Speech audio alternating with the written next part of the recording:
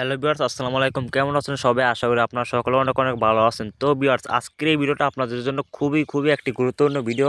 কেননা ভিউয়ার্স, আজকের এই ভিডিওতে আপনাদেরকে আমি দেখিয়ে দিব যে আপনি কিভাবে মানে দিনে কত ঘন্টা আপনি আপনার মোবাইলটা ইউজ করেন, সেটা আপনি আপনার হাতে থাকা মোবাইল ফোনটি দিয়ে কিন্তু চেক করে নিতে পারবেন।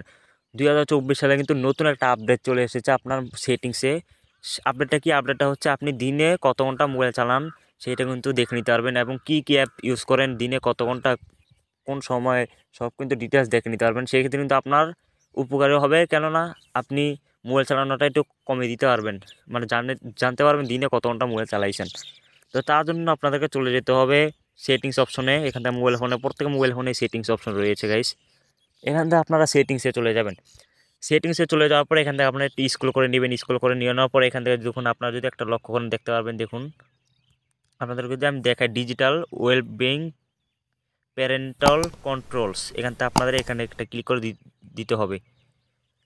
তো এখানে একটা ক্লিক করে দেওয়ার পর গাইস, এখান থেকে দেখুন একটা অপশন চলে আসবে। এখান থেকে যদি আপনারা লক্ষ্য করেন, ও এই দেখুন আপনাদের এখান থেকে দেখতে পাচ্ছেন আমি সারাদিনে মোট চালাইছি মোবাইল 4 ঘন্টা 24 মিনিট, এবং আমার মোবাইল ফোনটা মোট আনলক করেছি 9 বার, এবং নোটিফিকেশন রয়েছে 286টা। তো এখান থেকে আপনারা এগুলো দেখে নিতে পারবেন, এবং আপনারা এখান থেকে যদি আপনি লক্ষ্য করেন একটা অপশন পেয়ে যাবেন নোটিফিকেশন। এখানে যদি আপনি ক্লিক করেন,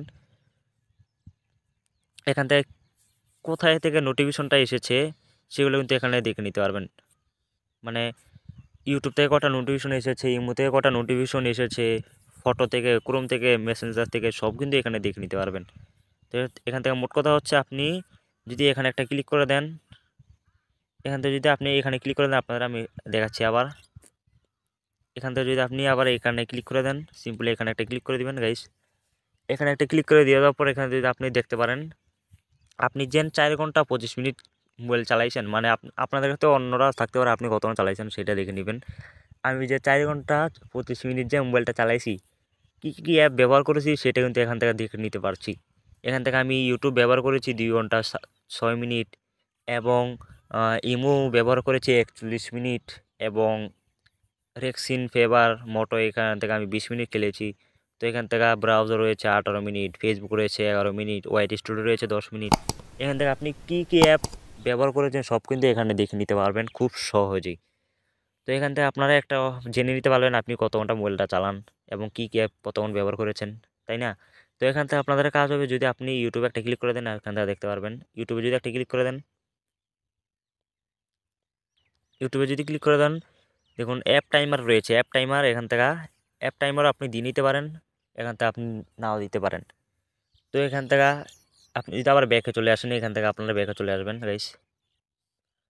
এখান থেকে কিন্তু আপনারা এখান থেকে কিন্তু এটাগুলো কিন্তু দেখে নিতে পারছেন। তো এই ছিল মূলত আজকের ভিডিওটা কেমন লাগলো অবশ্যই কমেন্ট করে জানিয়ে দিবেন। আর অবশ্যই কমেন্ট করে জানিয়ে দিবেন পরবর্তী ভিডিও কী নিয়ে চান। তার কমেন্টের ভিত্তিতে আমি নতুন ভিডিও আনার চেষ্টা করব। আর আমাদের এই ভিডিওটা কেমন লাগলো অবশ্যই কমেন্ট করে জানিয়ে দেবেন, এবং লাইক দিতে ভুলবেন না, কেননা লাইক দিলে ভিডিওটা মোটিভেট হই। আর আমাদের এই চ্যানেলটিকে অবশ্যই সাবস্ক্রাইব করে দিবেন পরবর্তী ভিডিও নোটিফিকেশন সবার আগে পাওয়ার জন্য। তো দেখা হবে পরবর্তী একটু নতুন ভিডিওতে। এত আমাদের সাথে থাকার জন্য অসংখ্য ধন্যবাদ।